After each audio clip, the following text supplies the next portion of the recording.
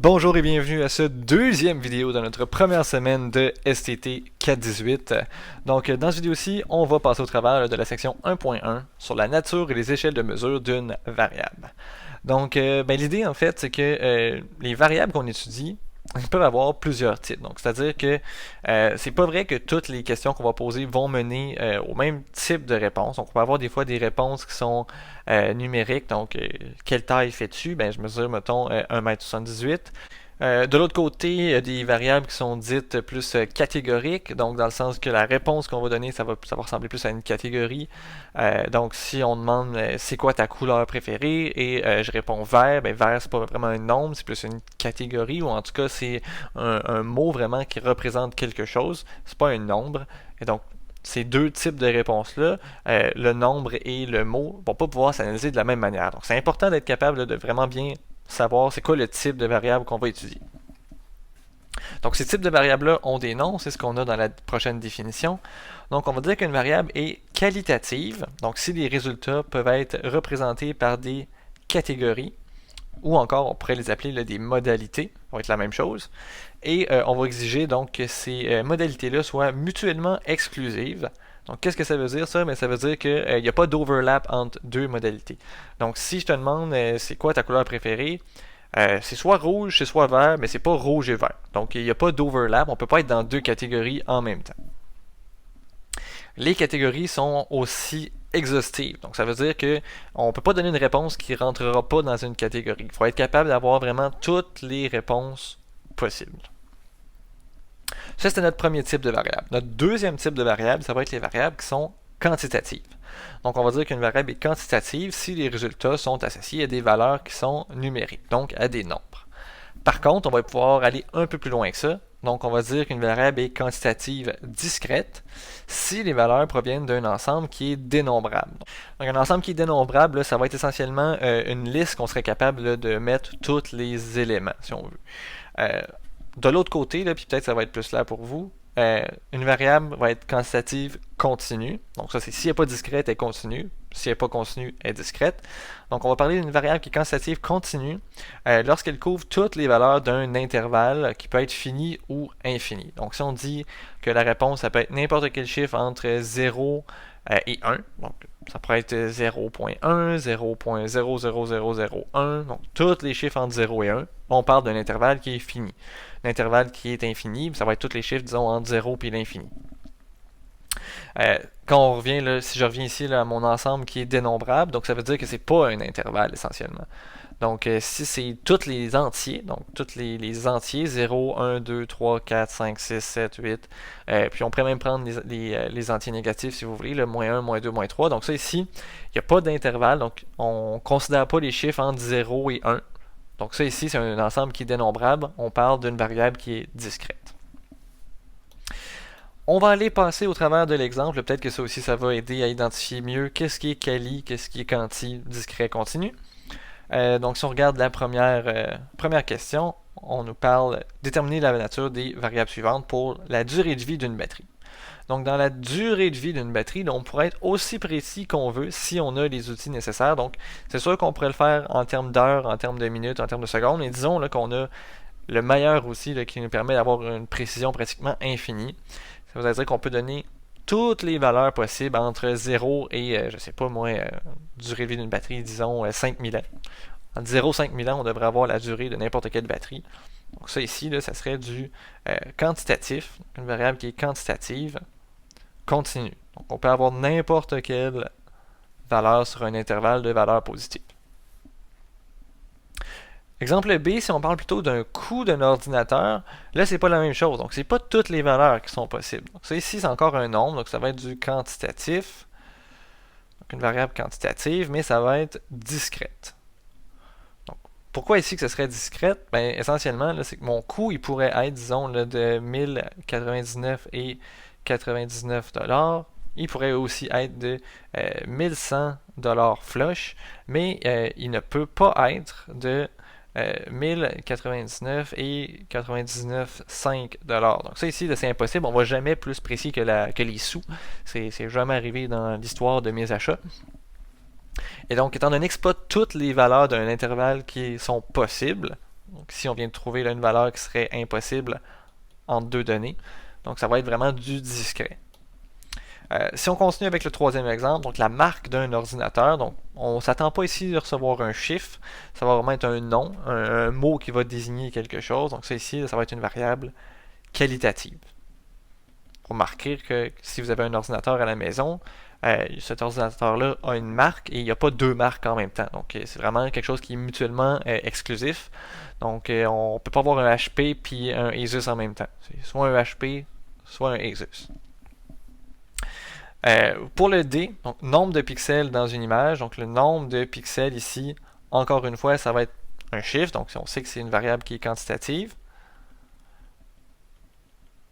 Et ça va être discret, donc c'est pas possible d'avoir des demi-pixels. Pas toutes les valeurs d'un intervalle, on tombe avec du discret. L'exemple E, secteur d'emploi. Donc on ne s'attend pas ici à recevoir des nombres, on s'attend à recevoir des mots, donc ça va être du qualitatif, pardon. Qualitatif. Donc ici, le secteur d'emploi qui pourrait être je travaille en informatique, je travaille en éducation, je travaille en finance. Donc c'est vraiment des catégories d'emploi. Et finalement, donc exemple F, intensité lumineuse d'un pixel d'une image en niveau de gris. Donc ici, en niveau de gris, on peut associer ça à des nombres. Donc ça va être du quantitatif. Et c'est pas possible d'avoir toutes les valeurs possibles. Donc disons qu'on est sur du 0, 255. Ben, on n'aura pas des nombres à virgule d'un niveau de gris normalement. Donc si oui, en fait, on pourra éventuellement pas avoir toute la précision qu'on veut. Là, ça risque d'être quelque chose qui est discret. Voilà. Et donc bon, c'est super important d'être capable de reconnaître donc le type de variable, donc qualitatif, quantitatif, discret, continu, mais il faut aussi savoir que la manière qu'on pose la question, qu'on pose une question dans un sondage ou dans un questionnaire, ça va avoir aussi une influence sur le type de données qu'on va recevoir. Par exemple, si on regarde les deux questions qui sont ici, donc vous voyez, là, on a deux fois la même question, mais qui n'est pas posée de la même manière. Donc, dans le premier cas, on nous donne un trait blanc à remplir, alors que dans le deuxième cas, on nous donne vraiment des réponses à aller cocher. Donc c'est bien, il n'y a pas de bonne ou de mauvaise manière de faire les choses. Chaque manière a des avantages et des désavantages. Donc dans le cas de la première méthode, on a un trait blanc, la personne va écrire, disons, ma batterie elle a duré, moi je le sais, là, 29 jours et disons 4 heures 22 minutes. Moi j'aime ça savoir vraiment la valeur précise. Donc, possibilité d'avoir beaucoup de précision ici. Donc on peut avoir, selon la personne, ce qu'elle va répondre, on a possibilité d'avoir beaucoup de précision. On va avoir aussi souvent ici des valeurs numériques. Donc c'est intéressant, c'est un bon apport, là. Par contre, on a aussi la possibilité d'avoir des réponses futiles. Donc qu'est-ce que je veux dire par là? Donc quelqu'un pourrait répondre que combien de mois a duré ma batterie? Ben peut-être que ça a duré 3 crayons. T'sais, ça n'a pas rapport, on ne pourra jamais rien faire avec ça. Donc ça, c'est un danger quand on laisse la porte un peu trop grande ouverte. On ne sait pas qu'est-ce qu'on va avoir comme type de réponse. Pour ce qui est de la deuxième méthode, donc ici, là, avec la sélection de 0,3 mois, 3, 6, 6, 9, 9, 12 et 12 et plus. Donc ça, ben, c'est clair, là, on sait d'avance, donc c'est très balisé. On sait d'avance qu'est-ce qu'on va avoir comme réponse. Donc c'est déjà établi, c'est bien. Par contre, ici, on travaille avec des catégories, donc des fois, ça peut être moins bon des fois de travailler avec des catégories. Là, on pourrait explorer un petit peu pourquoi, mais essentiellement, là, ça peut être un peu plus dur à analyser. On perd aussi un petit peu là, au niveau de la précision. Là, donc ici, on a des fenêtres qui sont assez larges. Donc, on pourrait écrire aussi qu'on a perdu au niveau de la précision. On va poursuivre de l'autre côté. Donc, mesurer une variable, qu'est-ce que c'est? Donc, on a parlé à date de type de variable, mais comment est-ce qu'on fait pour mesurer une variable et à quoi est-ce que ça correspond? Donc, mesurer une variable, essentiellement, c'est attribuer une valeur numérique à une caractéristique qui est étudiée. Donc, évidemment, ce choix-là va dépendre, donc le choix de la valeur qu'on va utiliser va dépendre de la nature de la variable et du niveau de précision qu'on peut aller chercher, en fait. Donc, il y a 4 types d'échelles de mesure. Il y a l'échelle nominale, l'échelle ordinale, l'échelle d'intervalle et l'échelle de rapport ou l'échelle de ratio. Ça va être la même chose. Donc, on nous a donné ici un petit questionnaire, là, donc 4 questions, tout simple. Et il y a 4 questions qui sont différentes et qui nous permettent d'aller chercher des niveaux différents aussi, des niveaux de mesure différents au niveau des variables. Donc, on va regarder les questions, on va regarder les réponses possibles, puis après, on va étudier les différentes échelles. Donc, première question, dans quelle langue est-ce que votre conversation s'est-elle déroulée? Donc, en français ou en anglais? Donc ça ici, on voit là, les deux possibilités ont été étiquetées avec 0 et 1 de manière totalement arbitraire. Là, ça aurait pu être 1 ici et 0 là, ça n'aurait pas changé grand-chose. Et on voit là qu'ici, on a étudié une variable qui est qualitative. Deuxième question, quel est votre niveau de satisfaction générale à l'égard du service reçu? Donc, quelque chose qu'on voit souvent, là, insatisfait, peu satisfait, satisfait, très satisfait. Et on a mis 1, 2, 3, 4 comme étiquette. Là, ici, on peut voir qu'il y a un certain lien. On voit que les nombres n'ont pas été mis au hasard. Là. On n'a pas mis 1, 4, 2, 3. On a pris des nombres qui augmentent de la même manière que la satisfaction a l'air à augmenter. Donc, un certain lien entre les deux qui fit un peu avec notre intuition. Là. Troisième question, à quelle heure avez-vous téléphoné au service à la clientèle? Donc ici, avec une ligne à répondre. Donc, on s'attend à ce que les gens répondent avec un nombre. À quelle heure avez-vous téléphoné au service de la clientèle? Et question 4, combien de temps en minutes avez-vous dû attendre avant d'être répondu par l'un des représentants? Encore un peu la même chose. On a un trait blanc qui est laissé ici. On s'attend à recevoir un nombre. Et donc là, on va aller étudier c'est quoi les différentes échelles de mesure possibles. Donc l'échelle nominale ici, là, qui va faire référence à notre question 1. La nature possible de la variable, c'est quoi? On va avoir seulement une nature possible, c'est des variables qui vont être qualitatives. Relation, bon, qu'est-ce qu'on veut dire par relation? Ici, là, ça va servir à l'identification. Donc, je vous l'ai dit tantôt, là, le 0, le 1 qui ont été là, tout ce qui servent là, finalement, c'est vraiment à aller identifier est-ce qu'on parle de français ou anglais. Ça aurait pu être swappé, ça n'aurait absolument rien changé. Donc, c'est juste qu'on identifie français comme étant 0, anglais comme étant 1. Et maintenant, donc c'est quoi vraiment le rôle? C'est ce que je viens de dire. Le rôle, c'est d'aller distinguer donc les modalités à l'aide d'étiquettes.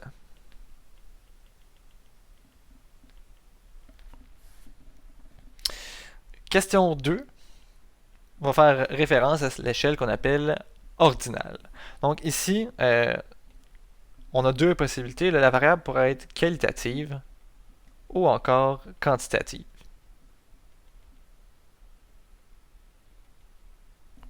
Cette échelle-là va nous permettre de faire deux choses. Donc, premièrement, on va être capable d'aller faire de l'identification.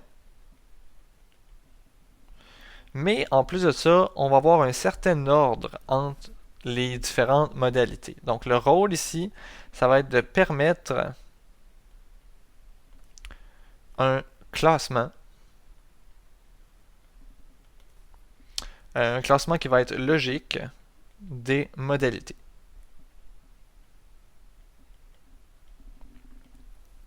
Et donc logique là, au sens de plus petit au plus grand. Et donc c'est un peu ce qui a été fait là, dans l'étiquetage qui est ici. Donc je vous l'avais fait remarquer, on part du plus petit chiffre au plus grand chiffre et ça fait aussi avec la satisfaction de la plus petite satisfaction à la plus grande satisfaction. Si on continue, question 3 qui va, vous l'aurez sûrement deviné, faire référence à l'échelle d'intervalle. Donc la nature possible ici pour la variable, ça va être seulement quantitatif. Et les relations qui vont être préservées, qui vont être dans ce niveau d'échelle d'intervalle-là. Donc, on va avoir encore l'identification. On va avoir encore l'ordre. Et on va avoir cette fois aussi l'intervalle. L'intervalle maintenant qui va prendre tout son sens. Donc, le rôle ici de l'intervalle, finalement, ça va être de pouvoir préciser l'écart entre deux modalités.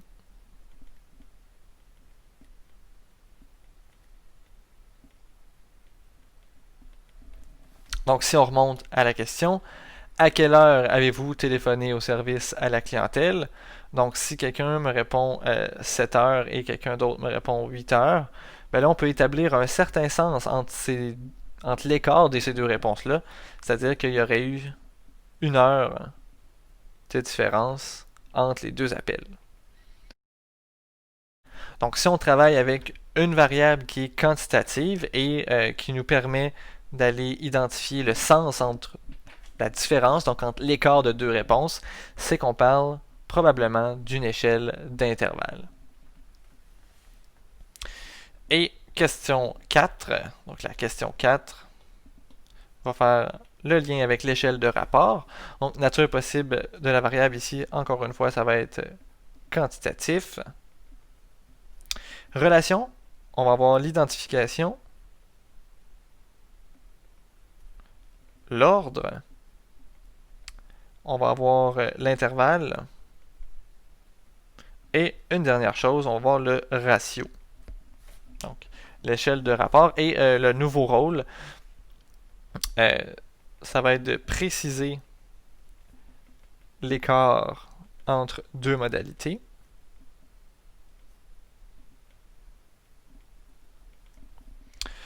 Tout en ayant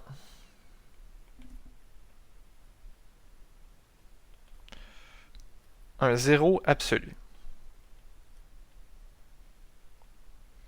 Donc un zéro absolu, là, ici on va noter que c'est l'absence de quelque chose.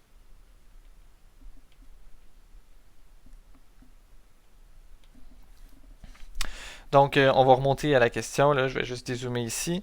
Donc combien de temps en minutes avez-vous dû attendre avant d'être répondu par l'un des représentants?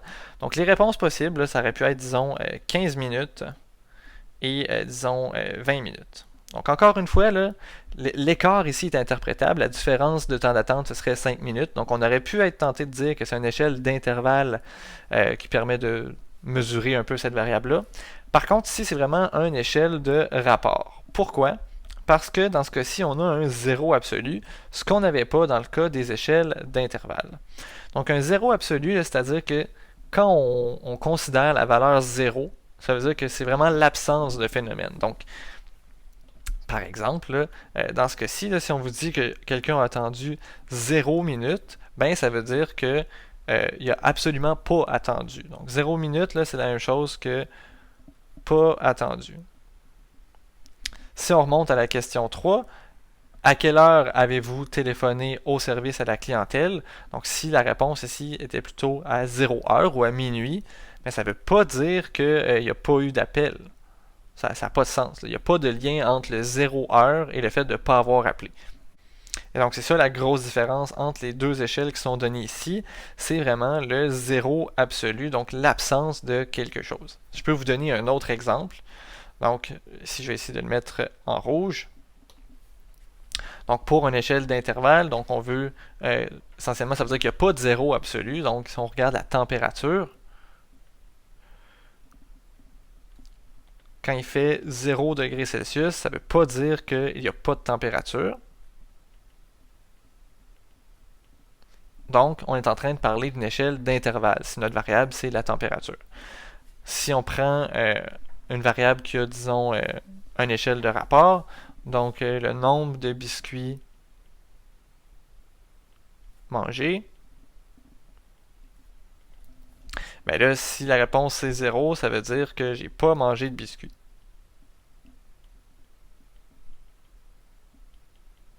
Et là, vous voyez que le 0 qui est ici, c'est vraiment une absence de quelque chose. J'ai pas mangé de biscuits. Versus le 0 ici, là, qui correspond pas à une absence de température. Donc, ça ici, là, ça fait le tour un peu pour les échelles de mesure. Et donc, dernier commentaire que j'ai à faire sur les échelles de mesure. Donc, vous aurez remarqué que les échelles, il y a un certain sens là-dedans, c'est-à-dire que les relations sont cumulatives. Donc, si on a une variable qui se mesure seulement à l'aide de l'échelle nominale, la seule chose qu'on peut faire, c'est aller identifier les modalités. Par contre, si on a quelque chose qui est ordinal, on peut identifier, mais en plus, on peut mettre de l'ordre entre les modalités. Si on a une échelle qui est d'intervalle, on peut identifier, il y a de l'ordre, et en plus, on peut aller identifier, on peut donner un sens aux écarts entre deux modalités. Finalement, à l'échelle de rapport, on peut identifier, on peut ordonner, on peut donner un sens aux écarts et en plus, on peut donner un sens aux zéros, c'est-à-dire qu'il y a un zéro absolu pour notre variable étudiée.